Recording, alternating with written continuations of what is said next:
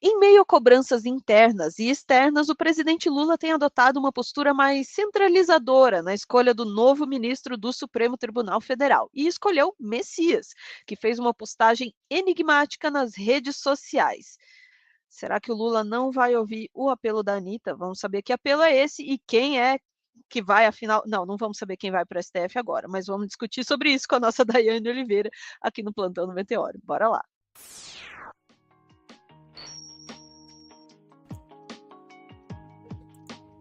Daiane Oliveira, mais uma vez Lula com a missão de indicar um nome para o STF. Muitas pressões, mas parece que ele vai de Messias, não o Jair. Pois é.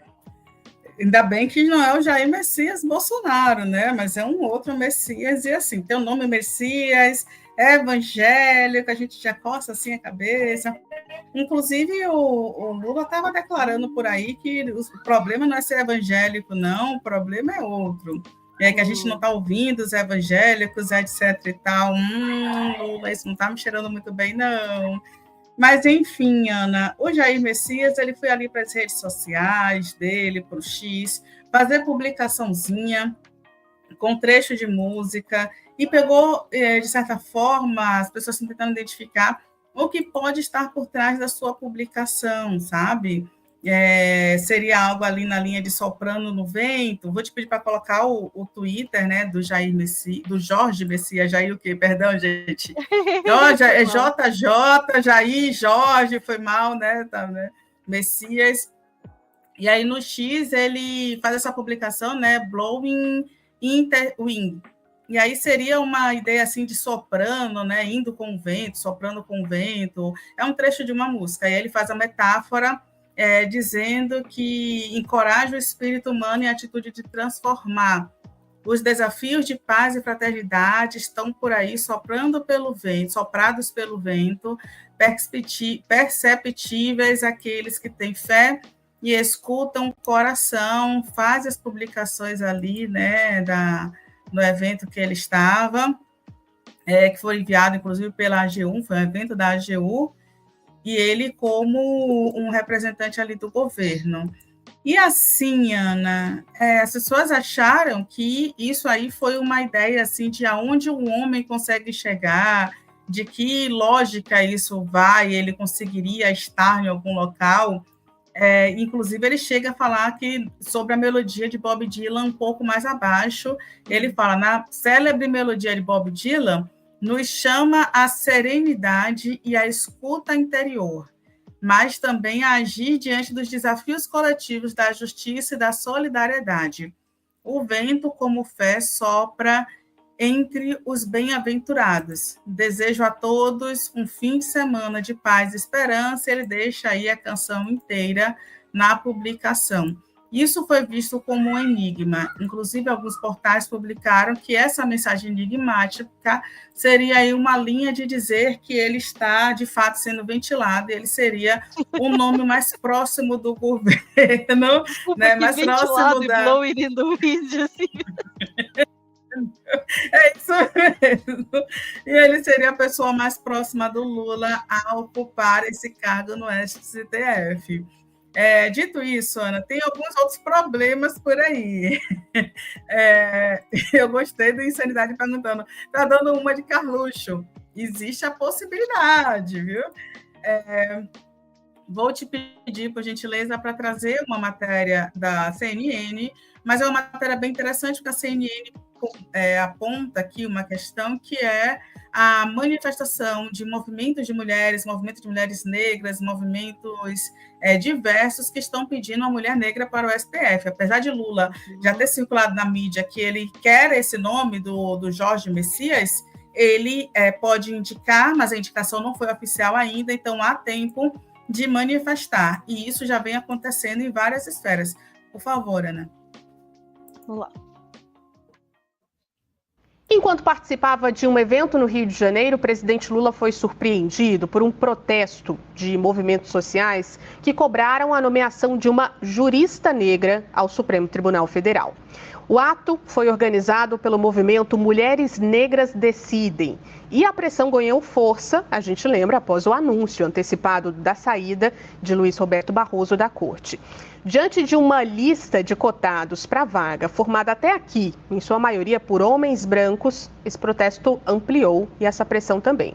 E o grupo também encaminhou, nesta terça-feira, uma carta ao presidente Lula pedindo a indicação e que essa indicação considere a necessidade de ampliação da representatividade na Suprema Corte. No documento, o movimento defende, abre aspas, a possibilidade de que o Brasil corrija uma injustiça histórica de 134 anos de exclusão de mulheres negras da mais alta instância do judiciário brasileiro, fecha aspas. Desde a criação do Supremo Tribunal Federal, 171 ministros ocuparam assento na corte. Desses, foram 3 homens negros e 3 mulheres brancas, sem que nenhuma mulher negra tenha sido indicada. Eu conversei hoje também com Fabiana Pinto, que é uma das coordenadoras do Mulher... Opa, era até aqui, né? Isso, Ana. Exatamente. E a gente não tem manifestações... Isso, a gente não tem manifestações só por parte de movimentos sociais, que são algumas manifestações ao redor de todo o país, como a gente também tem dentro do próprio judiciário. Vou te pedir, Ana, por favor, para trazer a matéria que fala da Anitta, e depois vocês vão ver que o próprio Fachin quer que a gente tenha um STF mais diverso. E sim, Fachin, ministro do Supremo Tribunal Federal, é considerado bem conservador, tá, gente? A gente tem a matéria que traz que a Anitta pede para Lula indicar, né, que Lula indique uma mulher para a vaga de Barroso ao STF. A gente não precisa ver tudo, mas a Anitta publicou uma foto da Carmen Lúcia, que seria a única mulher no STF na atualidade, e uma foto falando assim, que a gente não tinha mulheres negras no STF, nunca teve, de fato. A gente no STF já teve homens negros, já tiveram mulheres no STF, mas não mulheres negras. E isso é muito sintomático. Inclusive, alguns movimentos sociais, como o Movimento Negro, aponta que a negligência junto com de negar uma mulher negra ao STF seria uma forma de racismo do presidente Lula.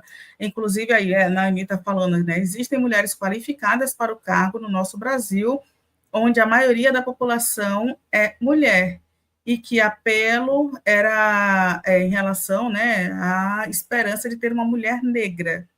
E é isso.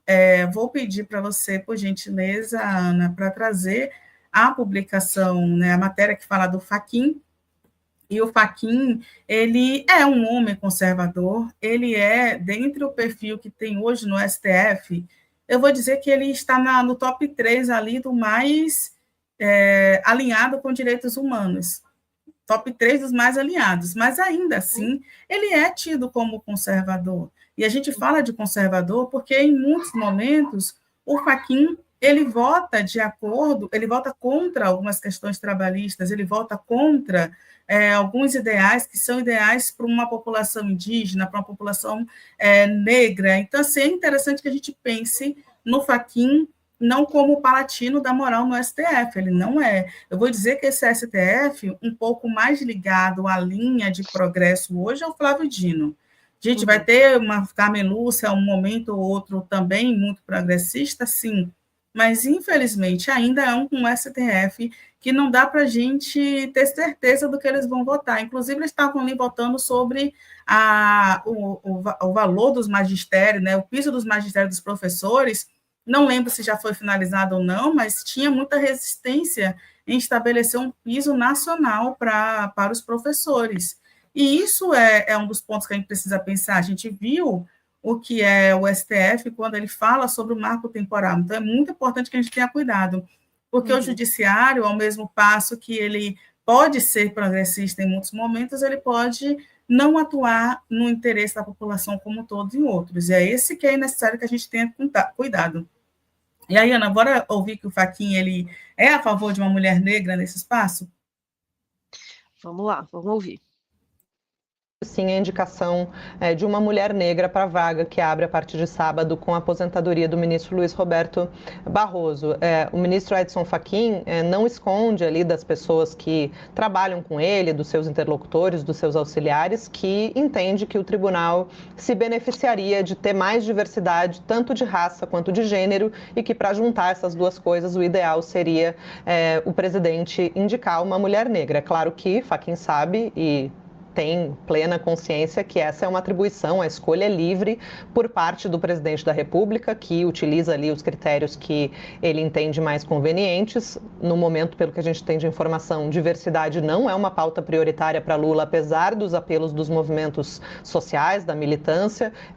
Realmente o critério número 1 é a relação de confiança, por isso até que os favoritos, né, Messias e Pacheco, Bruno Dantas correndo por fora, são todos homens brancos, né? Então, isso tem chamado a atenção ali do ministro Edson Fachin. Ele não tem feito uma campanha aberta nesse sentido, mas no passado ele já falou sobre isso publicamente, Tainá Uribe. Eu lembrei aqui que em março de 2023, na ocasião do Dia da Mulher, Fachin fez ele ainda não era presidente, né, do Supremo, mas fez ali um cumprimento em alusão, né, à data, cumprimentou a ministra Carmen Lúcia, a ministra Rosa Weber, que ainda não tinha se aposentado, fez uma referência à ministra Ellen Grace, que foi a outra mulher entre as únicas 3 que já foram nomeadas para a corte, que já havia saído do Supremo em 2011, as cumprimentou, né, pelo Dia da Mulher, e aí falou o seguinte, fui até recuperar o que ele disse: peço licença para cumprimentar uma 4ª ministra que, quem sabe em um lugar do futuro, estará neste plenário, uma mulher negra. Naquele dia, Tainá Uribe, o julgamento... Passei do ponto que você tinha indicado que... Não tem tava problema, interessada Ana, na conversa, agora que eu vi que eu passei. Não tem problema, mas é isso, é interessante que o Fachin ele já manifestou isso publicamente. É interessante que o Jorge Messias é um nome ligado ao Lula, é um nome de confiança. O Lula ele aponta que é um cargo de confiança, o cargo do STF, mas a gente tem várias mulheres, eu vou citar aqui só algumas, Ana, que poderiam estar tranquilamente nesse caso, porque ela, né, no cargo, porque ela já tem um longo histórico e são benquistas no judiciário.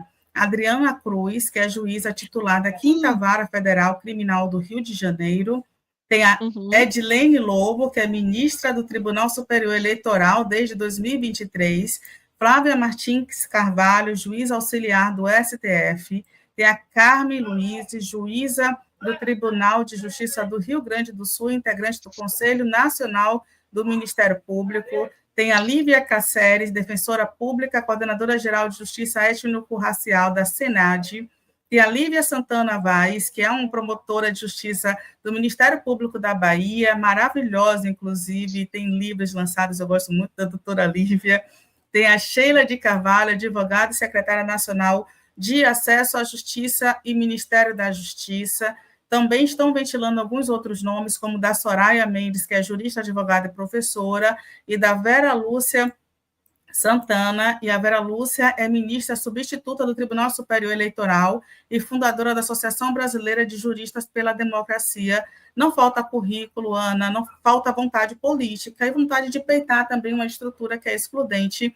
Mas alguém comentou aqui no chat que o Lula só indica o que vai render voto a ele. E aí eu vou dizer uma coisa, a maioria da população é negra e a maioria da população é de mulheres. Mulheres negras deveriam ser as privilegiadas nesse sentido de voto, mas nem isso o Lula quer. Até porque, quando a gente questiona qualquer coisa, ele fala que é identitarismo.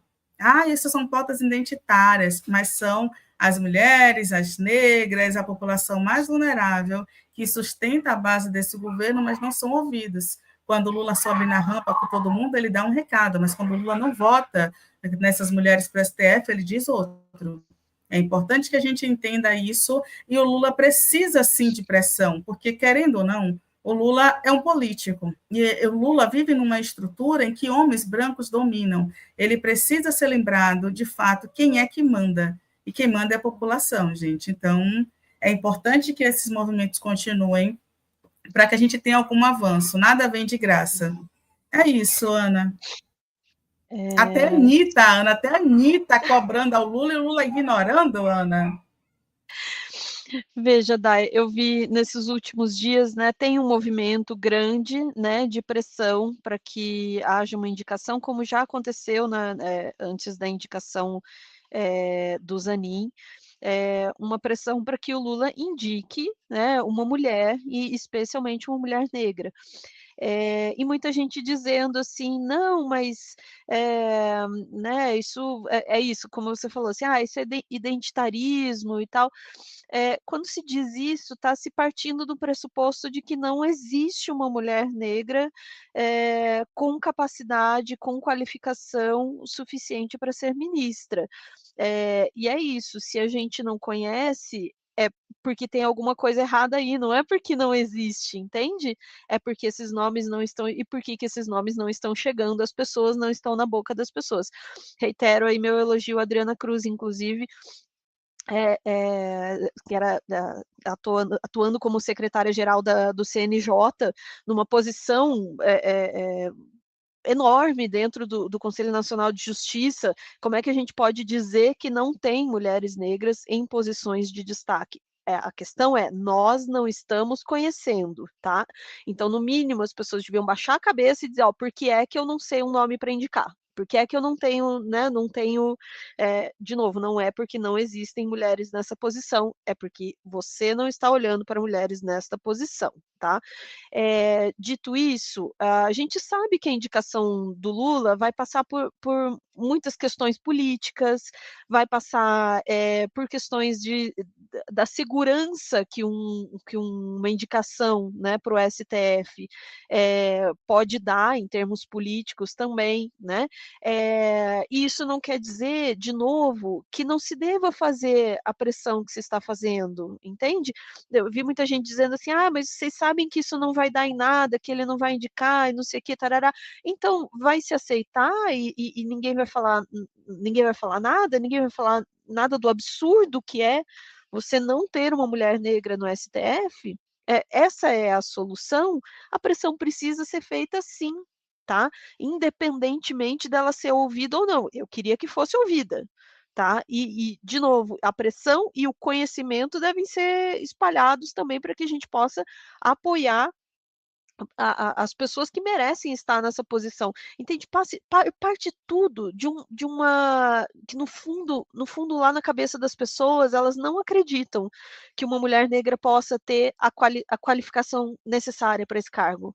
Não existe, não tem, porque na cabeça delas já de cara indicação para o STF um homem branco. É a representação na cabeça delas. Isso precisa ser mudado. Isso precisa ser transformado, e é só através da pressão que isso vai ser transformado. Então, assim, não tem como não fazer. Não tem como não fazer essa pressão. Eu gostaria muito de ver uma escolha para a STF que fosse mais progressista. Estou muito preocupada com uma indicação, não apenas de um homem branco, mas de um homem branco evangélico. Evangélico, né? Messias. Para essa posição. Então, assim, complicado, não tá legal, sabe? Que STF é esse que a gente vai ver. Pode ser que dê certo no final das contas, tudo mais, mas ainda assim, não era isso que a gente queria como representação do povo brasileiro. Não tá correto, né?